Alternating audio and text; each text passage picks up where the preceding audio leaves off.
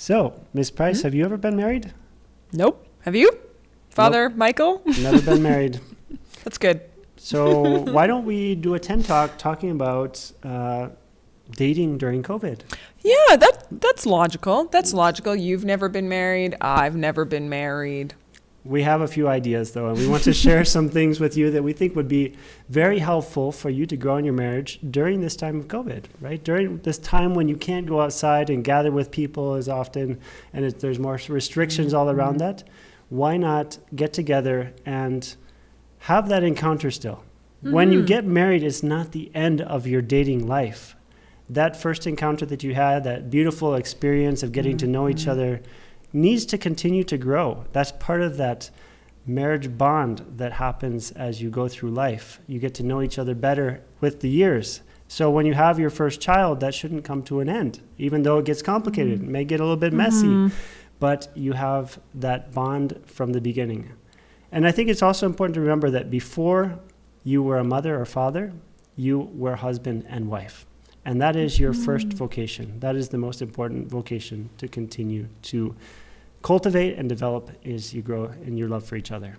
Yeah, and it's one of those interesting ironies that I love so much about the lay vocation and the vocation to marriage, that the most important love in the family is the love between spouses. And it's actually disordered in a way, and like, hear me out here, to love your children more than you love your spouse. By actually focusing on that first relationship of husband and wife, you actually strengthen the love of the family and as a whole. Certainly, yeah. Yeah, and there are so many, but the thing is, there are so many little everyday things that get in the way of spouses carving out that time for just the two of them. But it's exactly that reason that you actually need to carve it out. And it's not about what you do. There can be all kinds of great ideas and everything, but it's about the novelty. We did a series here, Friday Night Lights, that had the 10 great dates.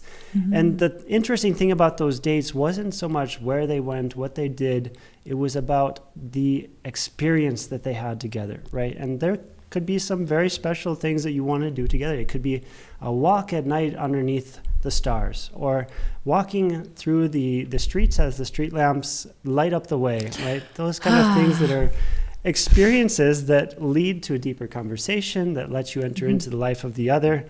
The novelty is an important aspect of your dates. And so romantic. I found this quote while I was reading a few different marriage blogs in preparation for this talk. It says, quote, "Sometimes in marriage we forget that we need to pursue and woo our spouses. So dress up a bit, be polite and open doors, compliment each other, be affectionate, hold hands, cuddle, and steal kisses." That comes from Dr. Greg and Erin Smalley. And there's some benefits to dating in marriage. And we want to talk to you. We have 10, I believe there's 10. No, there's just 5. There's 5 of these that I think are important to highlight because they're so important and they are benefits. So dates during marriage gives you better communication, a deeper understanding of one another. And people continue to change over the course of marriage. Date nights allow you to continue to get to know the ever-changing person that is in front of you. We continue to grow as we go through life, and so that change has to be observed and understood by each of the party, right? So, The second thing is novelty. Couples that engage in creative dates have higher levels of relationship quality. And this counteracts that tendency to take each other for granted. And you are more likely to benefit from the date if you choose something outside the standard date night box. For example, going to the movies. Choose things that represent a balance of each person's interests. Oh, wait, I get the next one too. Are you ready for this? It's a long one. Date night can help to rekindle the romantic spark. That's all I'm going to say on that. You know what I'm talking about. Number 4, date night can help with this to strengthen your commitment as a couple to one another. Couples with a sense of togetherness are far happier than less committed couples. And so the more time you spend together, the more you're expressing your desire to commit yourself continuously to each other. And what better way to do it when it's just the two of you? Let the kids go hang out with grandma, or have a sitter come over and take care of them, and just spend that time together. And the fifth thing is going on dates relieves stress. Something we all need these days. Yeah, seriously. Date nights allow the couple to just enjoy one another apart from the stresses of everyday life. And who hasn't had that experience of just going through the motions and in this kind of like, I'm barely surviving kind of mode? And that's not how we're meant to live. We are meant to thrive, not just survive. And date nights can be a way to help a couple thrive. And again, I'm not married, but I know that going off and spending some time with some good friends really does help lower those stress levels. And I bet you've experienced that as well. But yeah, we need that. Yeah, I was also raised by a married couple, you know. That's good. All right. So does this mean that you have to go on a date every week in order for your marriage to be successful and not fall apart? Yes, every week. No, every night. Of course not. You don't need to go every night. You don't need to go every week. You just have to have it in your mind that this is something that's important, a priority that you can have to make your marriage continue to grow. Make it regular and put it in your calendar. Treat it as sacred time. Otherwise, it will get run over. Yes, dedicating that time in the calendar can really help to make sure that it does happen. So these are good practices that will make sure that your marriage continues to grow. Yeah, and because we strive to make your lives easier, we have researched and come up with 10 great date ideas to get you started. This is the 10 I was looking for. All right. That's the 10. So, number 1, recreate your first date. Oh, that would be so cute. So whatever it was, I know that most of these that we've come up with are ones that are possible during COVID, because that's what we are keeping our brains tuned to. But so recreating your first date might not be possible right now, but do it. When things open back up again, go back to that spot or go do that thing that you did. It'll be cute. Yeah. Or number 2, you could do a virtual beer or wine tasting. Fun thing to do during COVID, where you just get the box in the mail. It has the little tasters in it, and you can, usually there's something along the lines of Zoom where somebody's explaining where it came from and all the fun things about the vineyard, and light some candles, dress up, make it a fun night. Break out that little red dress. That would be a fun little thing to do to change the monotony of these days. I may not be married or dating as a married spouse, but I get excited about these things. Number 3, watch a movie in your backyard and then spend the evening stargazing with cozy drinks and fuzzy blankets. So good. So easy. There you go. Number 4, plan a picnic in the park. Get everything together, take some lawn darts out there, or if you're into spike ball, whatever it is, right? Go out in the park, spend that time together, find a nice tree in the shade in a sunny day, and just spend the time with 2 of you having a little picnic. Bring that cute little trendy hat. Number 5, make takeout romantic. That's right. Order in, dress up, break out the wine, and light those candles. Heck, you could even use that tablecloth that you haven't used since before COVID started. That'd be great. I would love that. Number 6. You had kids for a reason. Invite them to be waiters and waitresses for your stay-at-home dinner date. This was taken from a book, the Catholic Compendium, and they were using it for a date night, and I think it was really kind of a special way to do it.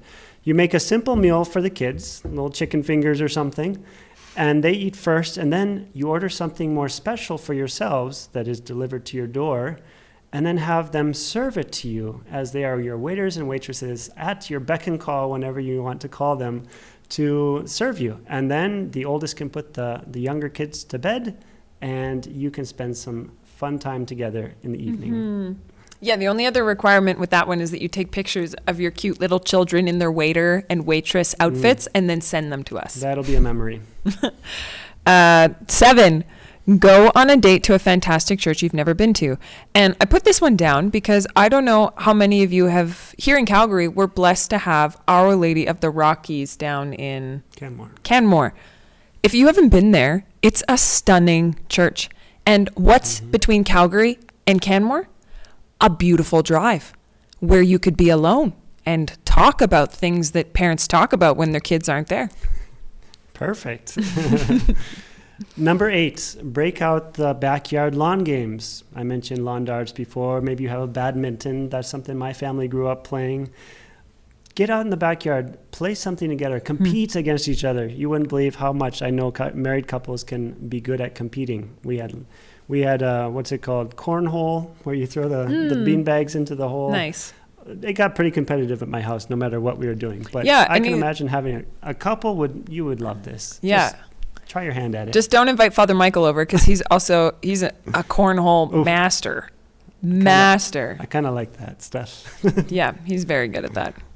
And number 9, plan a favorite night for your spouse. So for this one I read about, the idea is that you try to think of all of the things that your spouse counts as a favorite, something that they love to have or to do or to eat, and you shove all of those things into one night. And then the next date night, you switch, and that spouse does it for the other spouse. Cool. And number 10 is really a list of things. We had more than 10, and we said, well, we can maybe add some elements that you can tie into the other ones. So we'll give you a list. Take an early morning bike ride together if your evenings are too busy, right? So that you can do something together in the morning. Try an art night where you have to draw the same picture or something and see how it turns out. Draw each other. Something my dad used to like to do is he had us scribble something and then he'd turn those shapes into some piece of art. He'd make all those scribbles could be hair or something, right? That kind of idea. You could do a classic fondue as part of one of those dates. Go bowling, maybe not right now, but it's a good idea. Or just plain old walk. Go on a plain old walk. Or one of the ideas that Miss Price came up with is visit a pet store, right? Go to the pet store and just look at the animals. Animals somehow bring out the best in us. So you have those conversations about how cute they are, and maybe you'll end up bringing one home. Maybe. Or finally, another idea is to break out the board games and have a board game night where you compete against each other. Again, competition. There seems to be something to having competition in your married life that helps to continue to grow. It's a remedy for everything. No. So now you've got some ideas about where to go and what to do. Next week, we want to continue with this theme of dating during COVID and give you some amazing topics for conversation for your dates so that you can continue to grow in your marriage. So this has been fun. I think we had a fun time preparing it, and hopefully you find some benefit in it. And so this week, start thinking about where you want to go and what you want to do. Put it in the calendar. And put it in the chat. Share your great COVID date ideas with us. Yes, we can always add more. Yeah. And so we're grateful to you for being here this week and wish you a wonderful week as you prepare for next week's topics. God bless you, and we'll see you later.